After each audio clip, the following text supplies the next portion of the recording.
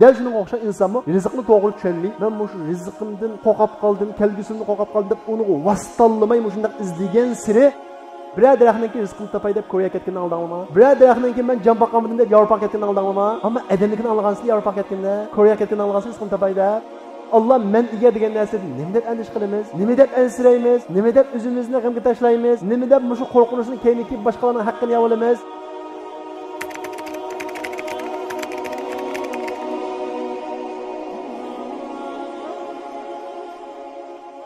Gen nayt muhim bir tema haqida to'xtalamiz. Hammamiz qiziqayotgan, hatto shuni qo'g'lab, nanalarga borgan, izlanayotgan, shundaqla qo'rqayotgan bir tema haqida to'xtalamiz.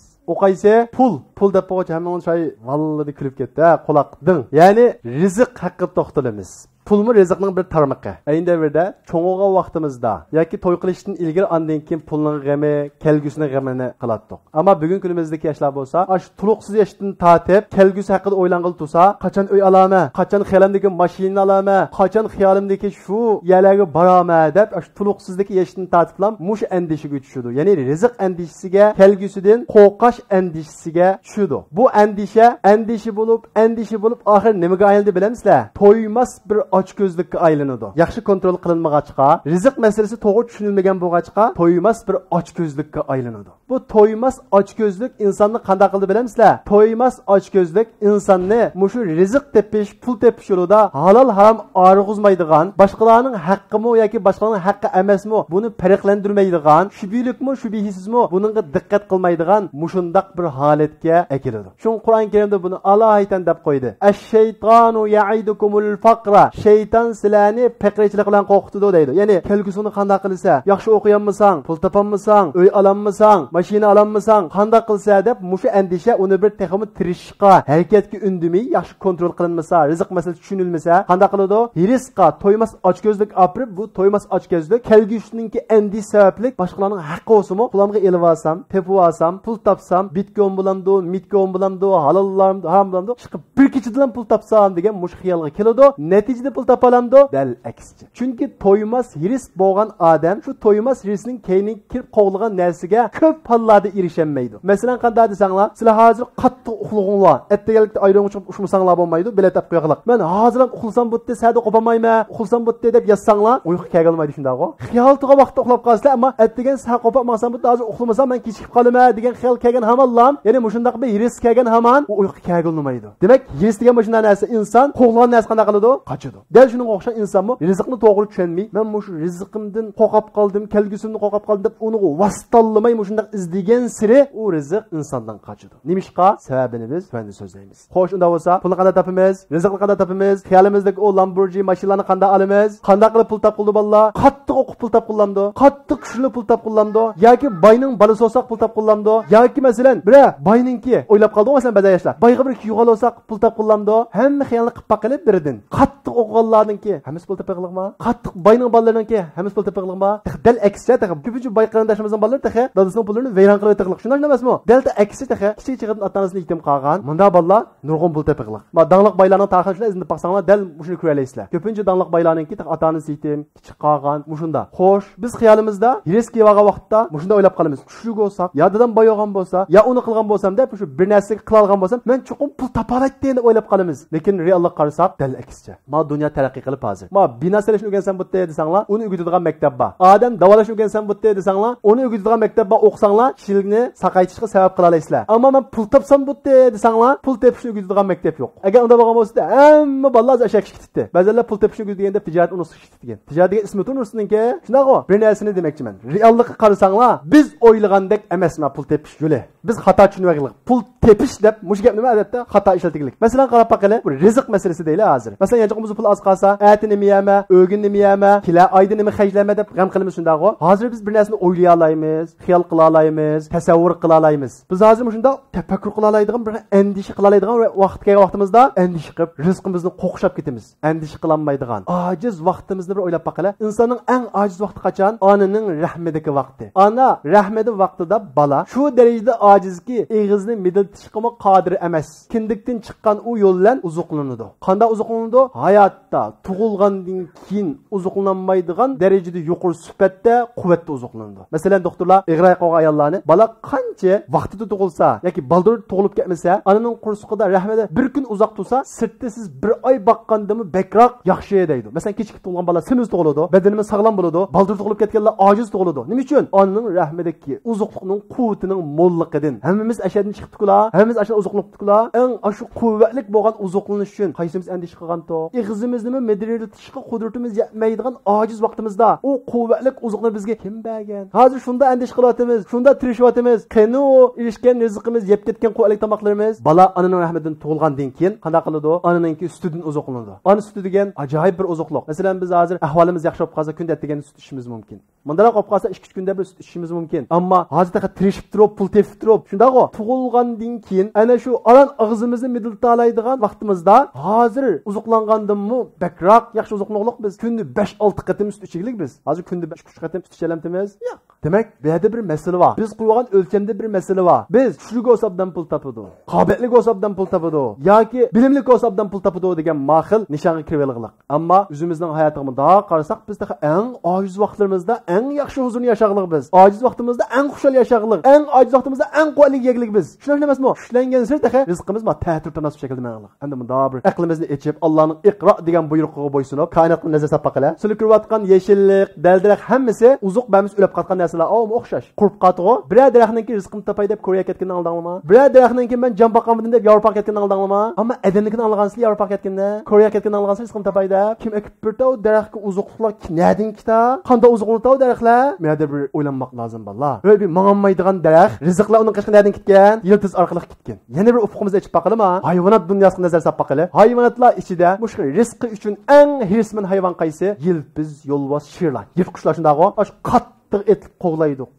Aş rizqi üçün qoğlaşıdı. Amma hayvanlar içində açlıqdan ən köp ölüb qatqan qaysı? Dəl aşı yilpiz. Ayet hirsmen. Şundaqla hayvanlar içində ən aqıllı hayvan qaysı? Yiliger deb, yiligerlikə, nait, hushyor, siyasullarga misal qılınadigan bir hayvan var. Tulki. Şundaqo, ən aqıllı hayvan. Hayvanlar içində ən tez o'tib qatqan 4 hayvan qaysı? Biliq. Xo'sh. Endi bir o'yinlali. Simiz qo'yni ko'yaloq qo'sir shundami? Ajoq. Simiz qo'ydak bir simiz tulkirab baqtanlama. Resmini o'sima. Qo'chqaday simiz sirib ketgan tulkirab baqtanlama. Ko'maklik. Tulkining simizi yo'q. Shunda aqilliq, shunda chechan. Ammo dud biliqninki urqini ko'rib baqtanlama. Siz biliq qasanglar, cho'ng kichik deb olamsizlar, urqsimiz deb olamsizlar. Biliqning urqi yo'q. Cho'ng kichik va urqi yo'q. Acayip bir narsa. Eng aqilliq deyilgan hayvanning kesimiz yo'q. Eng dod degan hayvanning urqi yo'q. Alloh nima demoqchi bu yerda? Ey aqli va insonlarim, bu koinotdagi bu narsalarga qarab sen bir narsani o'qib deyotdi. Ey men kuchli bo'lsam, men aqilli bo'lsam, men pul topalayman degan insonlar, xato o'ylab olsa. Aqilli hayvan urq ham ko'p ulab qoladi, ammo aqlsiz biliq simiz. Üzning rizqim topsam bo'ladigan hirsman yilpizlar eng ko'p ulab qoladi, ammo ojiz hayvonlarcha bizda o'g'il sulab, et olib qana qilamiz. Boqimiz Alloh uni bizga xizmat qildirib, bizni uni xizmat qildirdi Alloh taolo. Unda bo'lsa vallah, bu yerda bir narsa aydin bo'ldi. Nima aydin bo'ldi? Rizq kimdan ekan? Bevosita Allohdan. Makalarning hammasi aniq bo'lsin. Andishi qilinglar, qilmanglar, rizq Allohdan. Bizning bugun o'rganmoqchi bo'lgan darsimiz Ar-Razzaq deydi Alloh taolo. Men rizq berguchi deydi. Shundaqla Alloh taolo Qur'on Karimda va ka'ayyin min dabbatin la tahmilu rizqaha. Ey insonlar, nurg'ulg'an jonliqlar va ular o'zining rizqini ustiga ololmaydi deydi. Biz onamizning rahmatiga vaqtimiz olalamdi, daraxtlar olalamdi, u aqlsiz hayvonlar rizqini ustiga olalamdi, nurg'un hayvonlar ololmaydi. Hatto biz ololmaymiz. Allohu yarzuquha. Ash rizqini ustiga ololmaydigan hayvonlarni, rizqini qo'g'lab u yerga borolmaydigan daraxtlarni, rizqini qo'g'lab tushlik harakat qilolmaydigan hayvonlarni Allohu yarzuquha. Alloh rizqlandiradi. Va iyyakum. Rizqimizni biz topimiz deyotgan insonlar, sizlarni Alloh rizqlandiradi. Biz manda sabab qilib qo'yib, manda tijorat qilib qo'yib, do'kon ochib qo'yib, pul topsak, men pul topdim deymiz. Buningdimi cho'ng shirik bo'lmasligi mumkin. Biz faqat sabab qildik. Do'kon ochganlarning hammasi pul topig'liqmi? Dollarchilik qilgan hammasi pul topig'liqmi? Alloh bir qancha odam ichidan sana va sana bir qancha odamga beradi, bir qancha odamga bermaydi. O'xshash holatnimi? Ba'zining oshxonasi oqidi, ba'zining tijorat oqidi. Shunday emasmi? Bu yerda bir narsa bor. Rizqni sana berdi, ammo sen sabab qilding. Rizq kimdan? Allohdan. Unda bo'lgan ekan biz kimga cho'qinamiz, kimga tavakkul qilamiz, kimdan so'raymiz? Faqat va faqat rizqning egasi bo'lgan Allohga, patronga, qilgan sababimizga, do'konimizga yoki boshqa bir hech qanday bir sababga chuquniblam qolsak, biz xorliqqa tushamiz. Bizning tabiatimizga Alloh taolo xorliqni bekitib o'tadi. Buyuk olimninki mana bir o'xshatish va ajoyib bir go'zal o'xshatish. Qarab baqsak, it desak, isimizga itninki xislatlarini nima isimiz keladi? Sadoqat. Shunaqo, itga bir narsa bersak, qo'rqlarni shippanishib qishimizdan ketmay qoladi. Shuna emasmi? Ammo mushukka mama versakchi, mamasi yaplam ketib keyiniga. Bizga shunda sadoqatli qiladi it, lekin biz shu bishkimni sat tilmoqchi bo'lsak, sizlarga tilmaysiz, masalan, boshqa tilmoqchi bo'lsa tillaydi. Vat it deydi. Shunaqo, mijoz askaram deydi. It mijoz deydi. It taqili qildi deydi. Bu ajaba biz dam bersak, bizga shippanishib turgan, hatto it desa sadoqat tilg'iladigan bu hayvon nima uchun bunda xorliqqa mahkum bo'ldi? Bu laqam deganni qaranglar, farishtalar qo'yadi. Bu ajaba birasini sizlar ochiqlik qilsa, mushukdek mijoz bor ekan. Voy mushukka tilmaqansizlar, umoq narsa o'xshatadi mushuklar bir choyliq narsa. Ammo bizga bu mama versak, qo'rqinib shippanishib sadoqat ko'rsatmaydi mushuk. Nima uchun bizga sadoqat ko'rsatmaydigan u mushuk ativorliq o'ydi boqamiz. Shunday ishtimida ishtimijaz deb hatto uni shariat hukmidimi taxa? Ish nejis, mushukcho nejis emas. Mushukni biz yalab qo'ysak kiyimimizni namoz o'qib bergiladi. Ammo it yalab qo'yishcho namoz o'qig'ili bo'lmaydi. Nereden keldi bununla? Çünkü bu yerdeki fikir şu ki it so'ngakni biz bergandan bizga xushomat qildi. Biz sebepga esildi, sebepga chuqundi. Şunu o xorlab ketdi shunda. Ammo mushukcho, mamani Alloh taolo sening vasitang orqali Alloh berdi deb xiyoli ketdi. Alloh uni qanday qildi?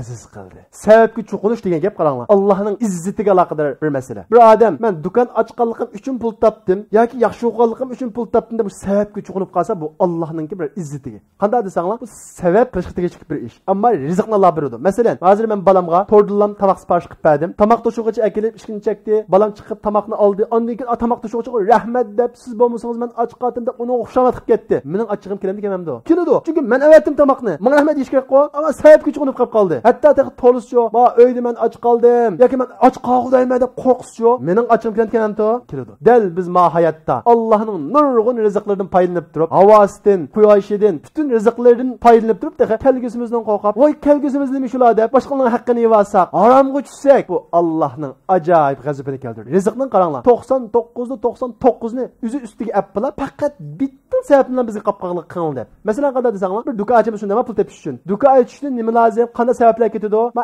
aqlimiz joyida bo'lishi kerak. Sog'lab qolsak, do'konni qanday qilolmaymiz, ocholmaymiz. Ma putimiz desish kerak. Menga do'konga borolmaymiz. Kuzimiz kurish kerak, qo'limiz tutish kerak. Bu kuzimizning kurishi, qo'limizning tutishi, putimizning desishi qaysimizning o'zimizning qo'lda? Kim bizni sog'lom qilib turadi? Alloh sog'lom qilib turadi. Alloh bizga mushunda sabablarni hammasi bevosita ustiga ap turib, endi sen mushunda berib sabab qil, tijorat qil deb bitta sababni bizga qilib qo'ysa, biz Alloh qilib bergan nurg'un sabablarni o'ylamay turib, ochgan do'konimiz qarab pulni men topdim deyish endi o'ylab baqila endi. Ajoyib tuzkorlikmi ekan? Tuzkorlik. Unda bo'lsa, rizq bevosita Allohdan. Endish qilishning hech bir hojati yo'q. Alloh taolo va ma min dabbatin fil ardi illa alallohi rizquha. Zaminda qanday bir jonliq bo'ladi ekan, inson bo'lsin, hammasining rizqi mening ustimga dedi Alloh taolo. Va ma min dabbatin fil ardi illa alallohi rizquha degan bu yerda Allohning ustiga vojib deydi. Allah chuqum rizq beradi deydi. Allah men ega degan narsadan nima deb andish qilamiz? Nima deb ansiraymiz? Nima deb o'zimizni g'amga tashlaymiz? Nima deb mushu qo'rqinishni keyinki boshqalarning haqqini yavolamiz?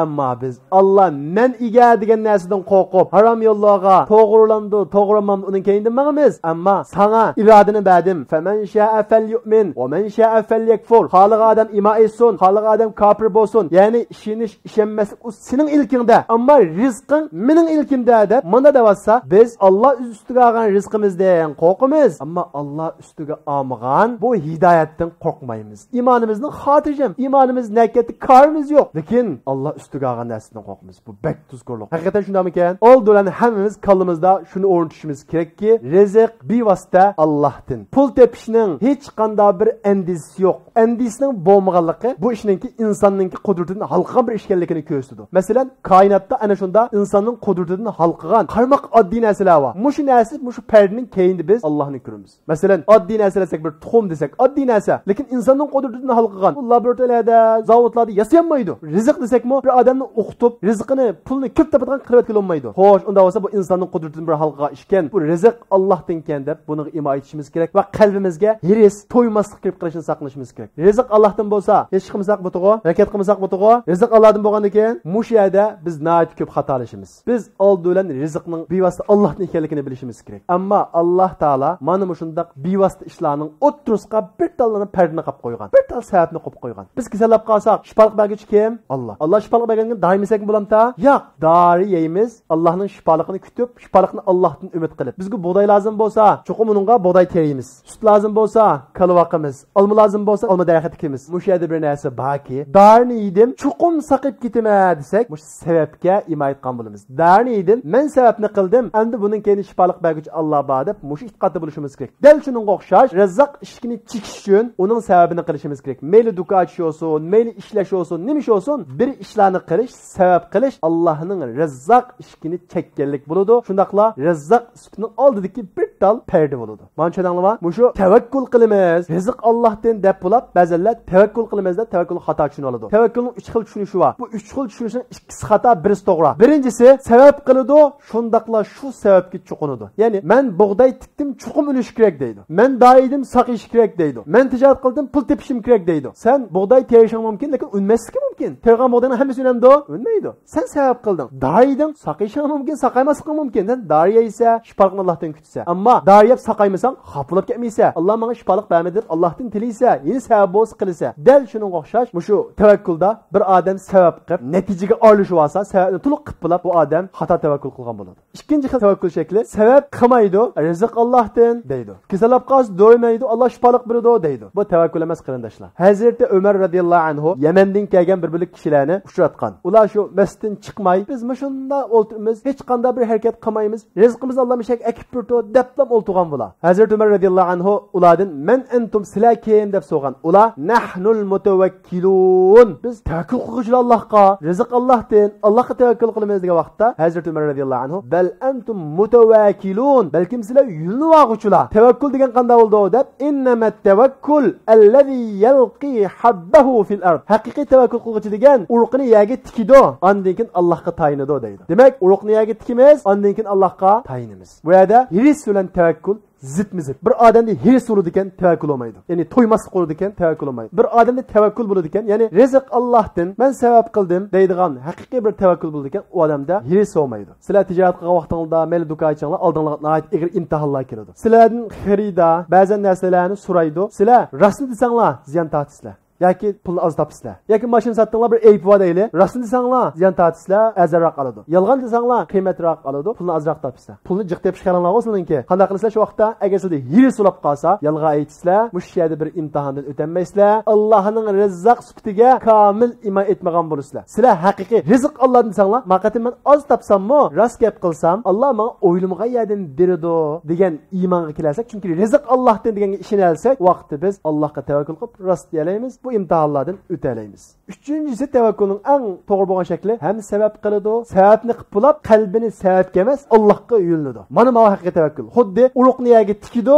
ondan keyin bu uruq unami unmasmi deb uni ansirmay, joyida qilgan bo'lsa sabablarni Allohga tayinib, uning natijasini Allohdan kutadi. Mana bu haqiqiy o'lchamlik tavakkul. Shunga rizq Allohdan, Allohga tavakkul qilishimiz kerak. Tavakkul qilish uchun u Alloh bizga beradigan rizqni elish uchun bir sabab qilishimiz kerak, lekin sababga tayina olmay, tayinishda Allohga tayinimiz, sababni qilamiz. Ya'ni tavakkul degan qalbning amali. Qalbda bo'ladi. Sabab ma qo'llan, amini harakat bilan bo'ladi. Ikkisiniki o'rni boshqa. Payg'ambarimiz Muhammad alayhisalom bu shunday aniq tushuntirib, "Law annakum kuntum tawakkuluna ala Allohi haqqa tawakkulihi la ruziqtum kama yurzaqu at-tayru taghdu khimasan va taruhu bitana" deydi. Agar sizlar Allohga qushlar tavakkul qilgandek tavakkul qilgan bo'lsanglar, sizlar xuddi qushlar rizqlanganga o'xshash rizqlantinglar deydi. Qushning egasi yo'q. Qanday jannat baqadi dedik-ya. Sizlar qushlar tavakkul qilgandek tavakkul qilgan bo'lsanglar, sizlar mana shunda xotirjam, kelgusilarni andish qilmaytinglar deydi. Undan keyin qushlar qanday tavakkul qilganligini tushuntirib, "Taghdu khimasan" atdiganda o'zidan och chiqadi, kechda to'q qaytadi deydi. Ya'ni qo'sqin to'g'izlashning uyini qanday qiladi? Chiqadi, yatmaydi. Undan keyin to'q qaytadi deydi.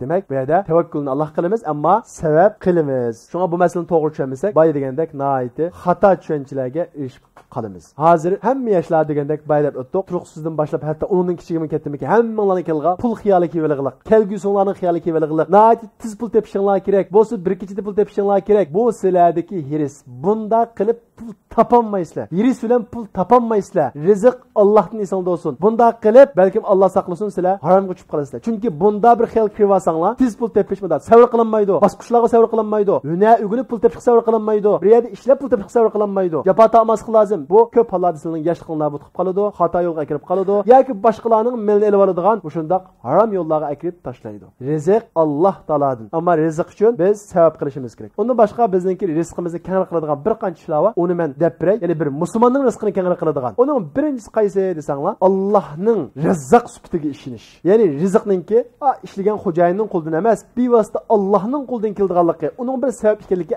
oldidan ma'noga ishonish. Ikkinchisi, ishlaydigan yerimiz olsin, do'konimiz olsin, u yerga baldur berish. Payg'ambarimiz Muhammad alayhisalom bu vaqtda Allohumma barik li ummati fi bukuriha. Rasulullohning duosi bor. Mening ummatimdan ishig'i baldur bag'uchilarga, atdeganda baldur turg'uchilarga barakat bergin, tijoratiga mana shunday barakat bergin degan duosi bor. Bugun kundagi baylarning tarjimonini o'qib baqinglar, shu Facebookning siyosatlarida hammasiniki biz musulmonlar bunday turishdan burun qopadi. Soat 4 da, soat 3:30da mushunda qopadi. Atdegan turish rizqni keng qilishning eng muhim omillardan birisi. Ondan keyin taqvodorlik. Rizqimizni keng qildigan omillarning birisi. Pul tepish yo'lida rizqimizni Alloh rizqni beradi deb ishongandan keyin Alloh qanday qilsak rizqimizni keng qildi desak, shu pul tepish yo'lida nurg'ulg'an imtihonlar keladi, sinoqlar keladi. Bay degandek yolg'on aytish, aypini yushirish, mushuning o'xshagan. Mushunda vaqtda rost aytsanglar, oldinga to'slab qoladigan, tijoratni ziyon tortdigandek, mushundoq ko'rinsimi Allohdan qo'rqib, taqvodorlik qilsanglar, Alloh sizlarga o'ylamagan yerdan rizq beradi. Masalan, bir yerda birisi ishildi, men shohid bo'lgan, anglagan ishlar. Ma'lum bir hamshirimiz bir qancha yil ilgari bir savol, yog'liq otisi bo'lmaydi ekan ishlagan yerida. Qanday qilma deydi. Voy, rizq kimdan? Allohdan. Bir odam rizq mush ishimdan, rizq patrondan deb o'ylab qolgan vaqtida ana shundoq yog'liq otli qo'ymasimi, namoz o'g'li qo'ymasimi ishlayveradi. Ammo bir odam rizq Allohdan bo'lsa, yo'q, ma sabab men imtihon ekan. Bu mening dinimni talab qilgan bunda sababni asla va asla men talamayman, chunki rizqni u bermaydi menga, Alloh beradi deb voz kechib, ishdan qo'g'ilib, keyin xo'jayin bo'lganlar. Buni degan gap, "Va may yattaqillaha yaj'al lahu makhraja va yarzuqhu min haythu la yahtasib." Kimki Allohdan qo'rqadi degan, mana shunday ishlarda, ayibni yepishda, dinga cheklangan bir ishda, yo bir yerda ishlab qoldinglar, haroq tushiysizlar, yo bir yerda ishlab qoldinglar, tamakining kulini tozalaysizlar. Voy, bunda ishni qilmayman, Alloh menga rizq berar. Sizning pul tepishing uchun ajoyib chong fursat bu. Masalan, bir oshxonada ishladinglar, tamaki tushiysizlar ekan. Yo'q, menga bir fursat keldi. Alloh menga endi rizq bergan fursatni keldi. Men mush ish uchun Alloh yo'lida voz kechdim desanglar, Alloh taolo bilak bir ishni ochadi. Va yarzuqhu min haythu la yahtasib deydi. O'ylamag'an yerdan. Sizlar mush ishni qilib, ugunib pul topsam bu deb, ashunda bir o'qish kerak vaqtda, uni voz kechsanglar, taqvodor bo'lsanglar, o'ylab boqmagan yerdan rizq beradi deydi Alloh taolo. Mana bu shunday taqvodorlik Allohning rizqini keng qildigan sabablarninki birisi. Oxirida bu nayt ko'p, eng muhimdan bir deb so'zimni oxirlashtiray. Rizqim keng bo'lsin, Alloh taolo boshqalarga muhtoj qilmasin. Mushu aziz yashay desanglar, eng cho'ng fursat bular mushu yosh ota-onaga yaxshilik qilish. Ota-onasini yaxshilik qilgan odam bo'ldi u. Ishlamasimi bo'ladi deydi-ku cho'nglarimiz. Ish qilgan odam ishlamasimi bo'ldi deydi. Birisi ota-onasiga yaxshilik qilgan odam, birisi ota-onasiga qarshi qilgan odam. Ota-onasini yaxshilik qilgan odam ishlamasimi bo'ldi deb Alloh taolo uni o'ylamagan yerdan rizq beradi. Ota-onasi qarshi qilgan odam ishlamasimi bo'ldi. Chunki ishlasimi odam xafaroqda qoladi. Ota-onasi mishada batirib, ota-onasi uningga muhtoj turib, pul topma deb u yerga ketgan odam, pul tepishni yo'lini topolmagan odam u. Ota-onasiga asli yaxshilik qilsa, pul tepishni yo'li ochib asli. Alloh o'ylamagan yerda uning eshiklarini ochadi. Payg'ambarimiz Muhammad alayhisalom hadisida ayt ochiq qilib, qanday bir odamning rizqining keng bo'lishini arzu qilsa, sil rahmon ulusun deydi. Sil rahmonning birinchisi kim? Ota-ona. Ota-onaga yaxshilik qilsin, qarindoshlarga yaxshilik qilsin, ulug' tuqqanlarga yaxshilik qilsin. Bu shaqda men iznib baqqan bir tema ma o. Kafir bo'lsa-mu, baylarningki sush qilib baqsanglar, ko'pinchisininki shu baylari ota-onasiga yaxshilik qilganlar. Ota-onaga yaxshilik qilganning mukofotini Alloh taolo oxiratda u beradi ekan, ma dunyodan beradi ekan. Shu beradigan mukofotning birisi bo'lsa, ma shu dunyoda rizqini keng qilish. Shuning uchun ota-onasi bola baxtlik, ota-onasi bola iqtisoddan g'am qilmasin bo'ldi. Ota-onasi bola kelgusini g'am qilmasin bo'ldi. Ota-onasi bola u yerdan o'ylash qo'ymay, ota-onangizga xizmatini qilinglar, put-qo'lni tutib qo'yinglar. Sizlar o'ylamagan yerdan Alloh taolo sizlarga rizq beradi. O'ylamagan yerdan sizlarga bir chiqish yo'liningki ishkini ochadi. Alloh subhanahu va taolo hammamizni rizqimizni keng qilsin. Alloh subhanahu va taolo qalbimizni hirisdan pok qilib bersin. Alloh subhanahu va taolo haqiqiy tavakkul qilg'ichi, qalbi Allohga tayangan, o'zi sabablarni qilgan haqiqiy mu'minlarning qatoridan qilib bersin. Va axiru da'vana alhamdulillahi robbil alamin.